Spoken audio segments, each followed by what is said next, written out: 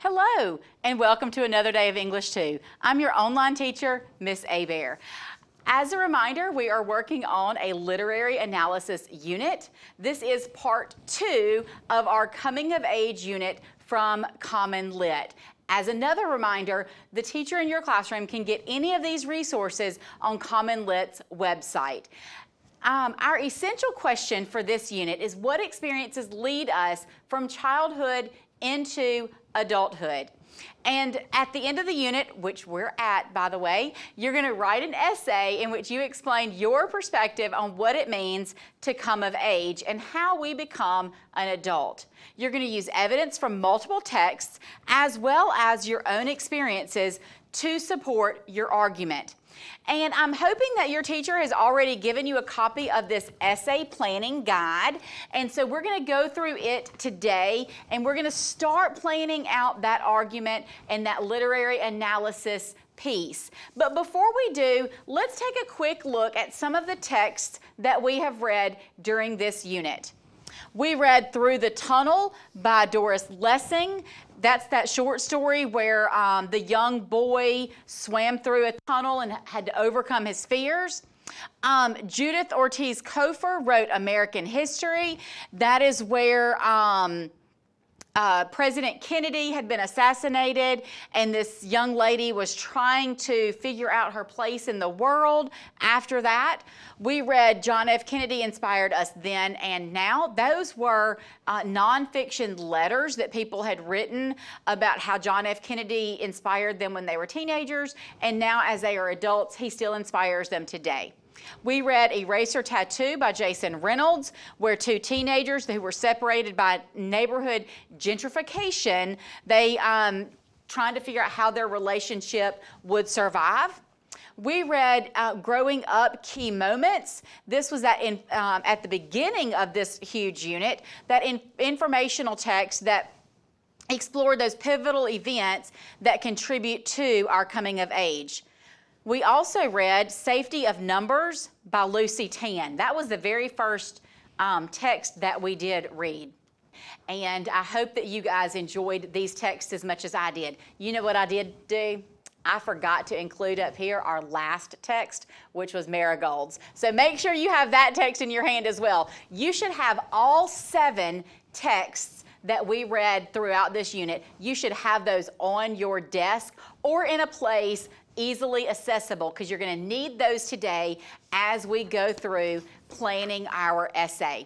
So the first thing that you're going to do in part 1 is to do a quick write. You're going to take that essential question and you're going to take that essay prompt and begin kind of pondering all of those ideas. So as you are writing your answer to that prompt, I want you to think about answering yourself. What does it mean to come of age? How do we come of age? What experiences have shaped your coming of age? Do we all come of age in the same way? Maybe even in the same time frame?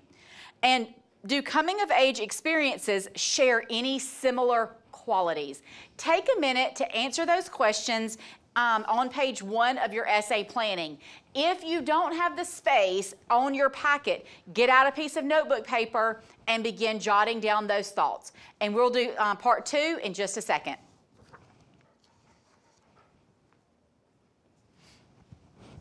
All right, guys, you should have finished that quick write by now. Let's look at part 2. We're going to break down that essay prompt. So the essay prompt says, write an essay in which you explain your perspective on what it means to come of age and how we become adults.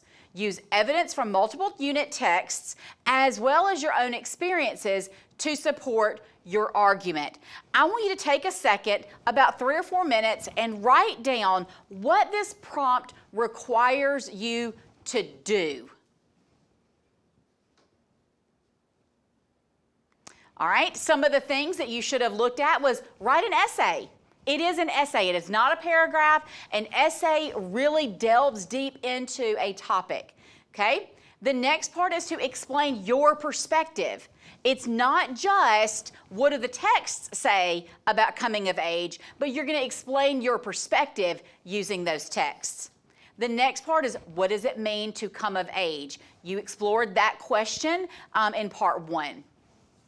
How we become adults. You should have explored that a little bit in the last, in part 1. And then it says to use evidence from multiple texts. So not just one, don't just find one of those texts and say, I'm going to base all of my literary analysis on this one text that we read. No, you have to use multiple texts.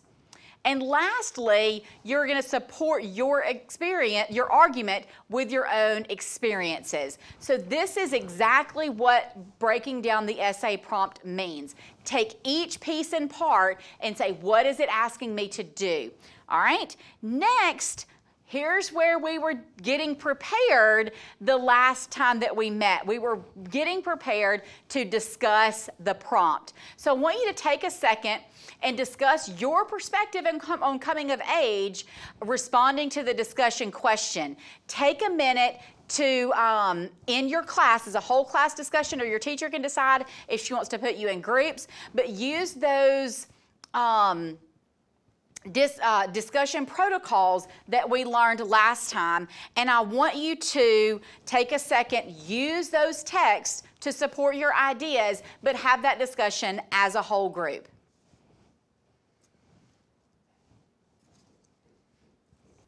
All right, guys, part 4 is drafting your thesis. So your thesis will be a little bit different, but it should clearly answer the prompt. It should use literary terms and or academic vocabulary, and it should be 1 to 2 sentences long. So I want you to basically answer that question on that essay prompt in 1 statement or 2 sentences. All right, now it is time for you to find some evidence to support your thesis. So use page 4 of your packet to begin finding evidence. So I want you to look at how this is set up. It's asking you to use 3 different texts, but you can use more than 3. If you need to use 4 or 5, use 4 or 5 and find that evidence that supports your thesis. Here's the other piece. As you use the different texts, check them off on part 2.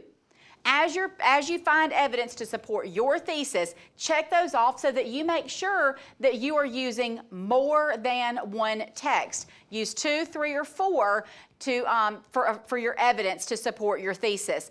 Also, in those boxes where you're putting that evidence that supports your thesis, I want you to put the paragraph numbers. Where does that evidence come from?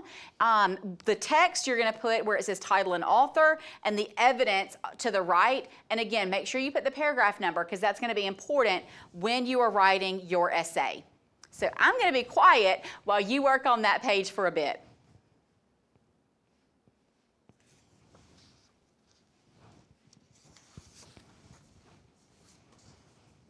Okay, you guys may be having a little bit of difficulty trying to kind of get everything together, and you may be unsure of what is my essay supposed to look like. It's been a really long time since I've written a really good literary analysis, or maybe you've never written one before.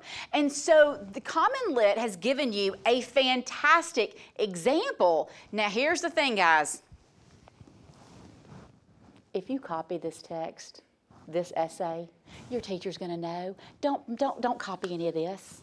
Now use it to help develop your ideas, but don't copy anything because that's called plagiarism, and we do not do that at all, but especially when we are writing English essays. So I want us to go through this exemplar essay, and I want you to look at the teacher comments that are in that right-hand margin so you can see how this student answered that essay prompt and how that student laid that essay out. Find their thesis, find their topic sentences, find their evidence. Okay? I'm going to take a second for you guys to just kind of scan over that real quick.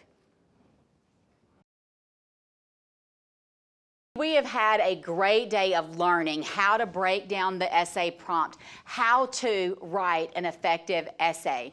That is all that we have for today. If you still have some time remaining in your class, time, then I want you to take some additional time, go back through that packet, make sure that you have a really good thesis statement so that you are prepared to begin drafting your argument coming really soon. Until next time, happy reading and happy writing.